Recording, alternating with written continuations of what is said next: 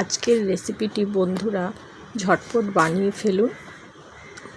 দুর্দান্ত স্বাদের এই রেসিপি কী দিয়ে বানিয়েছি আপনাদের সঙ্গে শেয়ার করছি।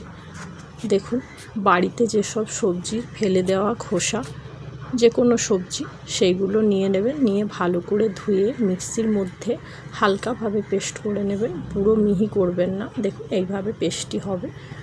পেস্টটা হয়ে গেলে এর মধ্যে কালো জিরে, হলুদ, স্বাদ মতো নুন, সামান্য চিনি, 2 চামচ বেসন, যতটা সবজি 2 চামচ চাল গুঁড়ো, সবজির খোসা সেইভাবেই নেবেন আপনারা, চাল গুঁড়ো আর বেসন আর লঙ্কার গুঁড়ো আর জিরে গুঁড়ো দিয়ে ভালো করে মাখিয়ে নেব।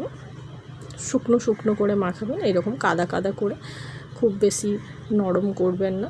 এই রকমভাবে চ্যাপটা শেপ করে সবগুলো বানিয়ে নিচ্ছি।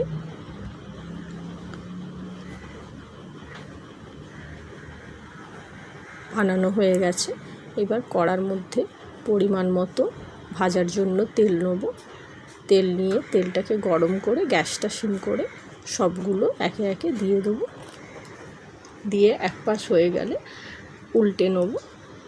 একদম খাস্তা মুচমুচে হবে রেসিপিটি।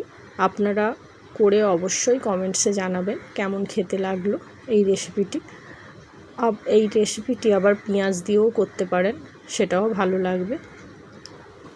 আমার রেসিপিটি ভালো লাগলে অবশ্যই লাইক, কমেন্ট, শেয়ার করে দেবেন বন্ধুরা, আর সাবস্ক্রাইব করতে ভুলবেন না। দেখুন দেখতে কত সুন্দর হয়েছে। ঝটপট বানিয়ে ফেলুন বন্ধুরা। তাহলে আজকের মতো টাটা।